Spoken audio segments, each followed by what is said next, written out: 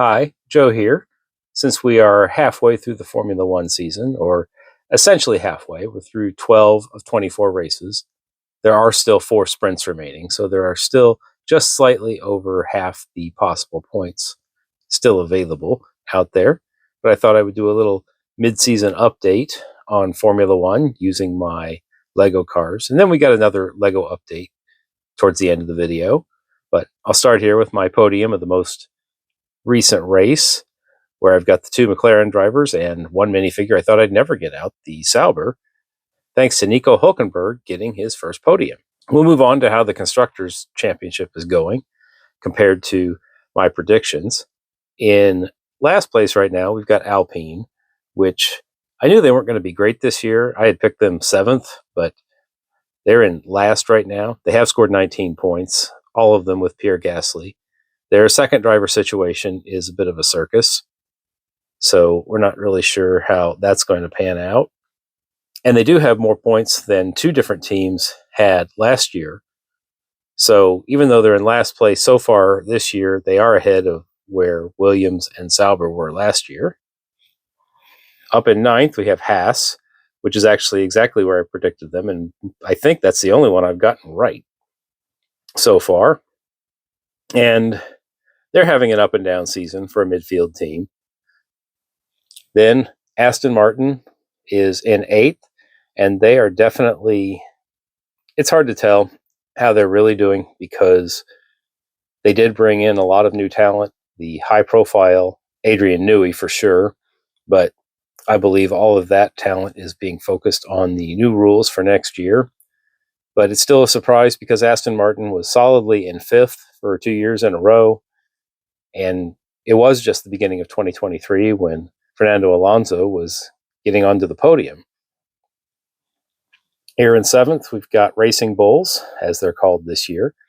And actually, that's a little bit ahead of where I thought they would be, but only a little bit of drama within the Red Bull family this year. The surprise, though, for me is that it's Isaac Hadjar who is really leading the charge for Racing Bulls, with the other car driven 2 races by Yuki Tsunoda and the rest by Liam Lawson, also getting a point here and there. But Hadjar, after spinning out of the first race of the season, has actually looked like he is a very up-and-coming driver.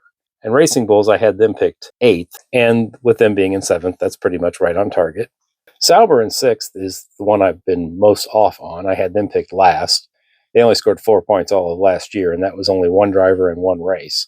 But Hulkenberg, after bagging 3rd place points in the last race, but has also scored points in several other races, and Sauber, I think, is the surprise of the midfield, being up in 6th, and maybe when they transition to Audi next year, maybe they won't be as bad off as I thought. Then in 5th, kind of topping the midfield, is Williams, where I think a lot of people thought they would be improved now that they had Alex Albon with a teammate like Carlos Sainz, who can actually score points, unlike the previous teammates that Albon has had, Latifi and Sargent. So Williams is solidly in 5th place. I had predicted them in 6th. Next is Red Bull, or as they might as well be called, Max Verstappen, because the second Red Bull car seems to be completely undrivable. So Verstappen is carrying this team by himself, up to 4th place right now, right behind Mercedes, which is George Russell pretty much carrying that team, but Kimi Antonelli has scored points here and there, and he is just 18 years old, so he is only going to get better, one assumes. In 2nd place is Ferrari. I had them picked first, but they are a distant 2nd, and to me a very surprising 2nd, considering their 2 drivers are only 5th and 6th in the championship. But in Charles Leclerc and Lewis Hamilton, Ferrari definitely has a better 1-2 punch than the 2 teams below them, even though George Russell is in, I believe, 4th in the Drivers' Championship and Verstappen's in 3rd. Then the top team here, McLaren, who has been the clear class of the field this year, where they are ahead in the Constructors' Championship by more than double the amount of points as Ferrari has. And, of course, their 2 drivers, Oscar Piastri and Lando Norris, are 1-2 in the Drivers' Championship. And up here, we've got a little new addition. We've got the Aston Martin safety car from a new set that I just got. And that's going to be the new Lego update today. So even though this set is from last year, I did recently pick up set number 76925, the Aston Martin Vantage safety car, and their Formula One car, which was based on their car from 2023. And mostly I wanted to get the safety car, and I was really hoping to pick this up on a discount because this was released a year ago before the big Lego F1 partnership. And of course, Lego has already produced a new Speed Champions Formula One Aston Martin race car. But I did want the safety car, so I assumed that this set would not sell well and Lego would discount it sometime, but I had seen it on the retiring soon lists and the price never did budge on it, to my surprise. And I finally gave in and picked up the set and went ahead and built both cars, even though the Formula One car will probably just be put away, but I will keep the safety car out. And Speed Champions builds are always fun, so I don't really have any regrets about that. The safety car is kind of a typical Speed Champions build with an 8-wide car and lots of interesting build techniques. Some of them are buried on the inside of the car, you won't be able to see. Like all Speed Champions, there are a lot of stickers, but there are a few prints. The main windshield is printed, the headlights are printed, and there's a little tiny Aston Martin logo that's on the side of a plate that's printed. But most of the other details are stickers. There are some interesting build techniques, especially in the back. The back here is my favorite part, where you kind of see these angles for the red lights that are created by using clip connections and snot connections. And you can see how this has kind of been built upside down and uses these bracket pieces. And watching this fit in is very satisfying, how perfectly that slides into place.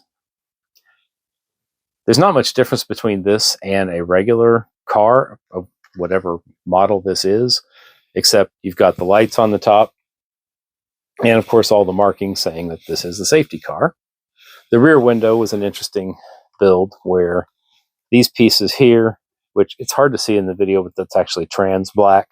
It is a window, so to speak. This is all in sideways and perfectly angled, and just again, like so many Speed Champions builds, very satisfying, and I'm glad I have it.